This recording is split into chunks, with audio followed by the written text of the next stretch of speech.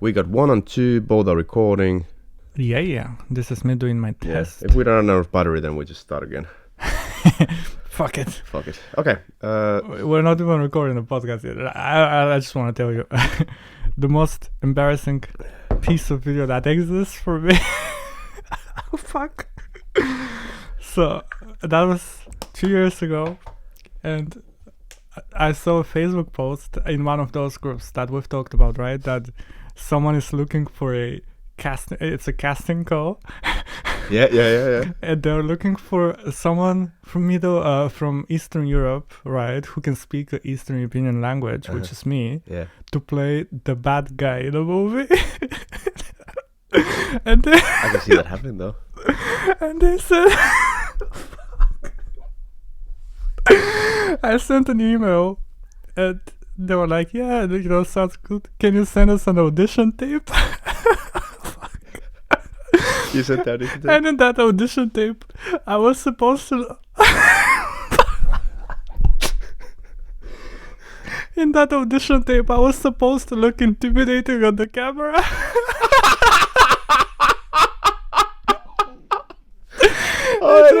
It's a video of me in my pajamas.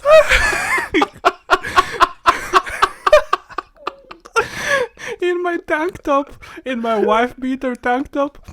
And I looked to the side and then I turned towards the camera with my most badass look I can, and I walked slowly towards the camera. Dude, this is the least intimidating thing you've ever seen in your fucking life. With my fucking toothpick arms. I'm not even like buff or anything, but I just like try to give this, like I'm like staring at the camera like Eleven from Stranger Things, but just way worse. And this is me trying to look intimidating. And guess what? I sent this. Did you get it? Did you get the role? No. What the fuck not? Just imagine the fucking look on the face of that casting director looking at the fucking video. I look like about 14 in that fucking thing. I'm skinny as fuck. I am not intimidating. Good. This is by far the most embarrassing piece of video that exists of me, and I'll show it to you today. Okay, I don't know, dude, if I can actually watch it. Like, I wanna start to watch it though, but I don't know if I can watch it. Honestly, I don't think you look at me the same way after. That could very well be. That's fucking great. This was during COVID, and I don't know. I guess I was stuck at home for way too long, and my brain was even fried. better. This is not like this is in recent history. No. Oh my god. No, but COVID. That was like what? That was about 2 years ago. Yeah. 2.5 Okay. years For me, ago. that's recent history because when you told me this, I thought this was like around the time when you were like. How old are you, by the way? 26. Yeah, 26. Okay, so okay, are you still 26? I felt like you were 26 when we met. I keep lying about it. I've been 26 for the past 10 years. Are you sure? 26? Yeah, I turned 27 in like a few days. Oh, really? Yeah. You got a birthday coming? Yeah. Fucking A, man. That's awesome. We should have a birthday special. We're gonna get drunk on the podcast, eh? Yeah. Yeah, which would be very miracle because neither one of us drinks. Right? Yeah. Wait, Ville, we got our first comment. Oh, yeah, and on the podcast. Yeah, that's amazing. That was amazing. We celebrated. Yeah. We went out in the city. We got champagne. Yeah, pretty much. None of that is true, but we were very happy. Yeah, none of the things that we say is true. But hey, whoever you amazing person are who commented our video, thanks a lot. Thank you. It's nice to know that someone actually listens. Yeah, because me and Toni, we feel like with this podcast we are contributing to the world more than with any other endeavors we have had in our lives. I was gonna say more than anyone's endeavor. Cancer research. Yeah, no, it's waste true. of time. Waste of time. All What? these Is activists. That science? I'll get out That's of what here. they call it, but I think that our podcast is the sole contribution to humanity. Yeah, I was just being humble. You're true. And this is me being humble. This is me being humble. Let's be clear about that. The world needs us. The world needs two They dudes. just don't know it yet. Yeah, who are just fucking desperate of attention, and they just want us. Yeah, record when they talk shit. Yeah. And okay. Push it to the world. I just wanted to share this very embarrassing story that I'll share with you. Mm-hmm. I'll show you the video, but I want to ask you on the record, how are you doing? How are you doing today? I'm doing fucking great. Yes. Even more importantly, Toni, Yeah. how are you doing? I'm doing good. I am tired in a good way. You know, sometimes when you're tired, but Yeah. it's satisfyingly tired when Yeah. you've done some. Right. And I feel like that because I finally released the video. It's been Silent clap. it's been fucking 2 months I've working on this thing. And it was a good video, man. It was very good video. Thank you. Well, I said that hoping you would say that. I'm just fishing for compliments. No. But it's just the last 2 weeks, I've literally spent every fucking hour I've had into the making of this video, and it's just now that it's finally gone, I feel this kind of satisfyingly tired. Okay. It's like a big relief. It's like it's out. Right. And I'm moving on to the next one now, of course. Of course. I know what you mean, and I want to get more into that. But before doing that, I just want to say that, all joking aside, like, our podcast is shit and it doesn't contribute anything to the world. But the video you made, it does. It really does. It was a great fucking video, very well constructed. The narrative, the story, everything. It's an 11-minute, and it's just pure gold. And the topic matter was timing and interesting. And you just told it very well. Thank you. Well, just for if anyone doesn't know, I mean, go check out the channel. That's what you should know. The video I did was about Alice Guy, and she was the first woman director. Mm-hmm. Had you heard about her before that? See, that's the thing. There wasn't a single person that I've talked to that had heard about her. And then I got some comments in the video from people who say that they're in film school. Yeah. And they say, she's not mentioned, not a single time in our film history studies. Right. And when I learned about her the first time, I was borderline shocked that I hadn't heard about her. Yeah, me too. This is what made me make this video. Mm-hmm. Because I was like, how the fuck is it that we don't know about her? Yeah. It's just, I was mind blown. Yeah. It's just that. And that's what was so great about the video, because it came across that you were shocked. I was shocked as well. But the way you told it is like, okay, this is fucking amazing and unfair that we have not heard about her. But you weren't pushing it too much. It just came across the way you told the story, that genuinely this is something that we should, ask questions. Why is it that we haven't heard about it? See, I'm happy you're saying that, because it was a very thin line that I was walking with this video. Yeah. Because I really wasn't trying to be sort of on my high horse. Yeah, you were and not. trying to push any agendas or harsh opinions on anything, because this is a topic that's way beyond the scope of this story.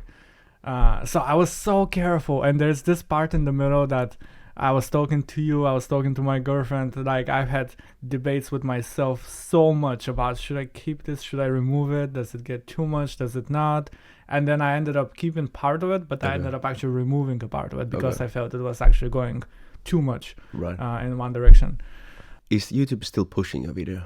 Yeah, here's the thing. It's like the thing with this video. I mean, I don't know. Maybe it might be interesting for people to get a little bit of a behind-the-scenes YouTube or film YouTube kind of thing. But this video, it's just I couldn't figure out the thumbnail for it, and you know very well how much we spent on thumbnails. Yeah, right. I mean, spent in terms of time. We don't spend any money on it, but thinking about a good thumbnail and good title. Yeah. And on YouTube, that's make or break, because you only get 1,000 views if 1,000 people decide to click on that video, and you have to make them click on it with your title and thumbnail.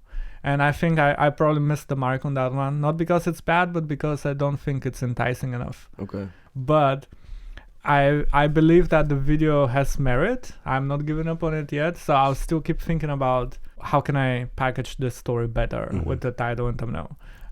Because the video itself, I think that once people actually start watching it, they'll hopefully enjoy it. It's just how do you get them to that point. Right. Do you still have okay retention rate? Yeah, retention is great. Okay. But yeah. Shows that it's a good video then. Well, hopefully. Well, I mean, it is a good video, actually. It's not up to retention rate. It's a fact that it's a good video. I appreciate that. But yeah, your videos, you do them on weekly basis, and I look at them as short films. Have you thought about it that way, or do you think about it that way? No, I haven't thought about it that way. I just been basically writing whatever pops into my head. Yeah, But it's interesting because we started, we go all the way back to us wanting to do short films. So that's why I'm saying it, because in a way you are now doing short films. Definitely. If you really think about it. And what you're actually saying is that something that I've been thinking now lately, that I do definitely want to take it like to that direction.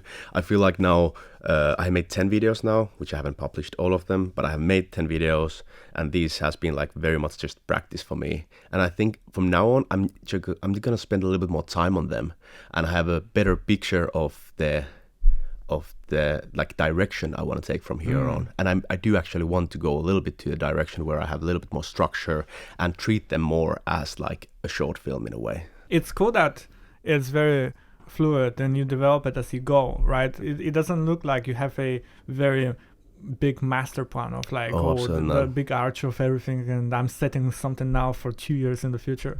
But do you think maybe you would bring some characters from the first album? Definitely. That's cool. That whole thing you have going on, it feels like such a creative playground that you can literally do anything with no restrictions, and then to see it grow and develop in real time, it's actually really exciting. Oh, thanks, man. I'm happy to hear that. And you are right. It is definitely just a creative playground. I fuck around with it and just have fun. That's the whole point. Can we go back to the tiredness? I think that was interesting. You said you're having like a nice tiredness right now. Yes, it is that feeling of satisfaction of I've climbed this mountain, and now I don't want to relax anymore because I know I need to climb the next one. I need to make a new fucking video and not wait 2 months again. So I'm pretty much right back at it. I'm already working on it. But it's just satisfying. You know, it's when you allow yourself to be lazy after you've done a lot of work, then it's so much more satisfying as opposed to when you haven't, right? Absolutely. What you have done then now, when you have just been chilling? I have this is something. That is a very smooth transition. I wanted to bring something that I've been watching. Oh yeah. And it's when we talked about your channel being a little bit of a creative playground. I'm currently watching the Duffer brothers, who are the creators of Stranger Things. Okay. Yeah. They made a masterclass about writing and developing a TV show. Okay, that's interesting. And it is really fucking good. And it is very, very interesting to hear their process, because they actually share how they created Stranger Things. They literally show you their original documents from like 10 years ago and show you their drafts and outlines of everything. So you literally see them in real time, how they think of ideas, how they write. They actually share their screen as they're writing. It's so interesting. And is that in the masterclass? Masterclass, yes. And there's a lot of fun things to talk about from there. So the first one that I thought is actually interesting, because we've also tried it in a way, is that, you know, they're brothers and they're also writing partners. So they write at the same time. You need to edit this out. His hardest to silently move from the chair. I'm sorry, dude. You need to edit this out. No, I gotta keep it in. A little editing work for you. It's like I was pouring my heart out, and I just look at Ville like a Mission Impossible, trying to really stealthy move on the chair. Stealth the cat. Okay, I'm listening, man. But yeah, so they're two brothers, and they're also writing partners. So they have one Google document, and they write at the same time, the two of them together, and they literally write in the same paragraph together. So it's like one brother is completing a sentence and the other one is writing like the top of 2 sentences above, and it's like then the next brother goes and finishes and corrects the first brother's sentence. Like in real time, they write together the same paragraph. You really need to be synced in order to do that. They really are in sync. Okay. But essentially what I wanted to bring from that masterclass is that they have something that they call blue skying, and that's their process of, once they have a very rough idea of what the show might be, what the story might be, it is very rough, very, very, very rough. Then they do something that they call blue skying, which I guess it's like, I don't know, fly in the blue sky. Yeah. But basically they just sit and get crazy with it. Write any idea about anything, a character, a scene, a story beat, a moment, a song, anything, a name, a location, anything. Yeah. And then they just get crazy with it. But they always allow themselves to change stuff, for things to evolve. So it is pretty much what you're doing right now. You're very much in that stage of where you really allow yourself for your channel and stories to evolve and characters, and that's very okay. Right. That's why I wanted to bring Right. this up. Yeah. Okay, that's interesting. I guess the blue skying, Yeah. I've heard it before when I was listening It's Always Sunny podcast. Mm-hmm.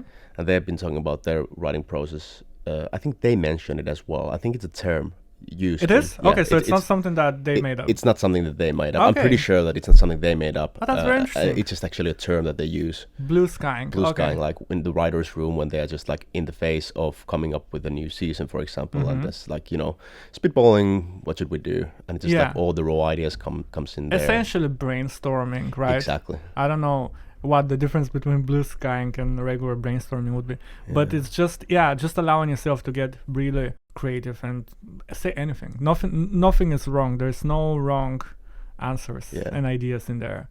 And it's funny, I don't know if you've seen Stranger Things, but you know, you can see from the original ideas how many things they ended up changing. And some things would have been terrible, like 11 was gonna explode Mike's head. Oh yeah. For example. So it's very cool. And you know, writing is very fucking difficult. I think I want to ask you also about your writing process, but for me personally, writing is really difficult, and I really pressure myself a lot when I write, and I do it in a very inefficient way of writing a sentence, then the next one, then going back to the first one, then changing. It's like sentence by sentence. Oh, is the words in this order flowing nicely, and what should be the first word of the next sentence to flow between the two? It's like I get very obsessive over it. And it was very interesting to see that when they write, the way that they do it is they literally are very okay with writing a very shitty draft, a very rough thing. They do it with the knowledge of, hey, we're gonna go back and polish this. And it's very interesting to see. How is your writing process though, when you write an episode? I gotta say, this is a very good topic. I think I could speak about this for an hour. Yes? Well, guess what? We got a podcast. Yeah, we got a podcast for it. Let's talk a little bit about writing. Yeah. Let's do that. First of all, I want to come out and say that I think writers, it's like one profession that I admire a lot. If you're a good writer, it's very, very fucking difficult. And if you're good at that, I'm sure it takes time. It takes a lot of time to become like great with it. And even when you're great with it, it still takes time to write a great story. I have never done that. I've never been able to do it so far. I hope that 10 years from now that I'm, you know, good enough that I can write at least a decent story. But when you watch a film that has been, like, for example, a film or TV series, like True Detective first season, as an example, it's so well fucking written. There's so many good things that are so well written. Just to clarify, when you say it's very well written, you mean a lot of things by that, right? You mean literally the words that they're saying, but also the actual story of it and everything. All the action lines, exactly. Well, like I was just watching White Lotus in HBO. It's a series, and it's just like, because like essentially I feel like a lot of, when it comes to writing to TV and movies, I would assume, again, I admit that I don't know anything about it, but what it seems to me is that a lot of it is about transferring or like giving information for the audience in a meaningful way. And sometimes when you watch something, you like notice from the dialogue that the character is saying something just to give information for the audience. Oh, it's very obvious. Expositional kind of dialogue. Exactly. It's like, oh, if we don't get there by midnight, the building is gonna explode, and then also the whole context and backstory. Yeah, his daughter died. Exactly. And everybody knows it already. Yeah.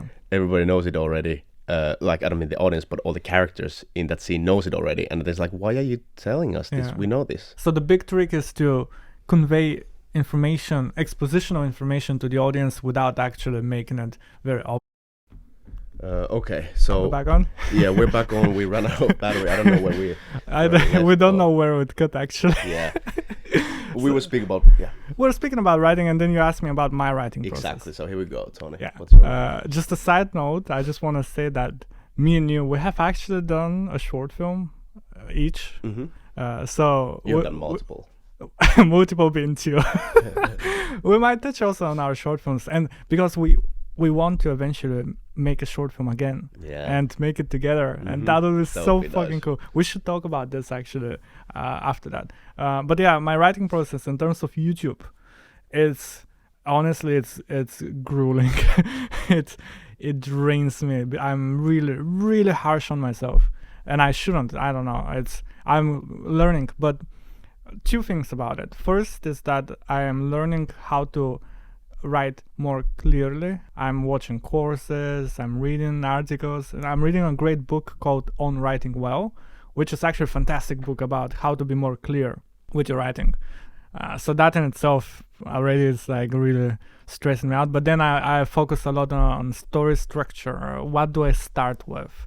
Normally when I do a video, I have a lot of information. I have a lot of things that I need to say. So it's basically like a puzzle pieces. It's like, what do I put first? What do I put there? How do I mention this? And it's fucking a lot. But a lot of writing, a lot of drafts, a lot of rewriting, and then as I record a voiceover, sometimes I change something. Very rarely, as I'm editing, I'm re-recording something to clarify. But yeah, I hope to get better with writing, but I also realize that it's not easy. It is definitely not. But do you like the writing process? I have mixed feelings with it. I enjoy it once I get it to a point where it starts flowing, and Okay, let's try it again. we run out of batteries again. Yeah, we don't seem to have good batteries here. So okay. I'm sorry, guys. I'm just trying to set up the levels because I had fucked up the levels at some point when I was checking the batteries, and my mic at least was super silent. So I don't know if you have heard anything of it. So. This Okay. podcast is brought to you by Ville. Welcome, everybody.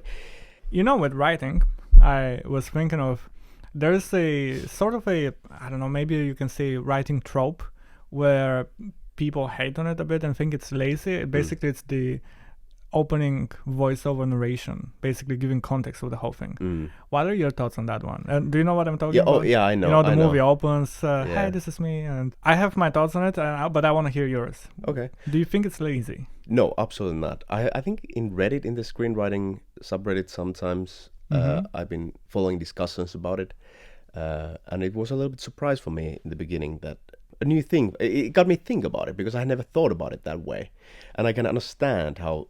Yeah, it well, can come across the as argument lazy. is that, you know, what we spoke about earlier, that don't say it but show it. Yeah, exactly. So, but with that initial voiceover narration, you basically tell everything. Yeah, I don't think it's lazy at all. No. Obviously, it needs to be well executed, but that goes with everything. I pretty much agree. I also don't really mind it. I think sometimes it could be lazy, but it just depends on the execution. If it's executed in a lazy way, you can really see it. But come on, Goodfellas opens with an opening narration, Yeah. and it's the best fucking opening. I fucking love it every single time. So I don't hate it. I don't think it's lazy either. No, well, no. I think it doesn't matter if it comes across the voiceover or if it comes across through the mouth of the characters. If it's well written, then it's well written. A lot of times match cuts do convey that very smart and witty storytelling. I made an entire video about it, but I can give you a lot of examples. But I don't know if the match cut would technically be a writing thing or a directing thing. Maybe the director would be most likely the one to make the call on a match cut. But for example, in Titanic, there is a match cut from the ship wreck in the ocean, and then it match cuts to the ship back when it was sailing to America. And it's such a smart way to say, oh, this wreck that you just saw, that's actually that ship. So now we are actually in a flashback mode. Yeah. It's so smart. It is smart, yeah, I remember noticing that as well, but that's just because I'm such a good person to know these things, and I'm quite smart, so yeah, I know what you're saying about. You're a connoisseur of film. One could say so. This is what this podcast is about. We are a very high-class film critics. Yeah. A cut on a table, I'm a pretty... You know, the emotion of this French New Wave movie. I actually notice people just sometimes say French New Wave for the sake of it. It's just because it sounds smart, right? Yeah. It's like, oh, the French New Wave. I don't even know what the fuck it means, but I'm gonna just drop it in the conversation. Because, you know, this goes all the way back to writing, that an actual very good writer will tell you something very clearly that you can understand and not try to really throw you off with those big words when you can say something much, much, much simpler. Exactly. Nice. I just want to go a little bit back to the Duffer Brothers, the writers of Stranger Things. Right. It's very impressive how they basically their first projects was massive success. They did a movie before that. What movie? It was called Hidden, Okay. and it got the attention of M. Night Shyamalan, who actually took them under his wing and mentored them on writing a TV show. I'm not Shyamalan mentored them. Okay. Yes, and then they ended up writing Stranger Things. Okay. But it's just, I would highly recommend for people to check out their masterclass if they're interested in it, because I think when, big and successful people, be it directors, writers, or anyone who is something that you want to be, it's incredibly important for them to say, hey, we don't have it all figured out. We fucked up too, and we know it's hard and this is difficult, and show the mistakes and the bad sides and everything of it. Right. And they do that in it. So that was really fucking cool to see. Oh, that sounds interesting. Can I say something that I've been waiting for the last 60 seconds to say? Please. If you want to see their first film, what was that called again? It's called Hidden. Right. If you want to see it, it might be pretty hard to find from any streamer service because it's so well hidden. Oh no. And on that note, this was Ville and Toni. Okay. Bye bye. See you, bye. Bye bye.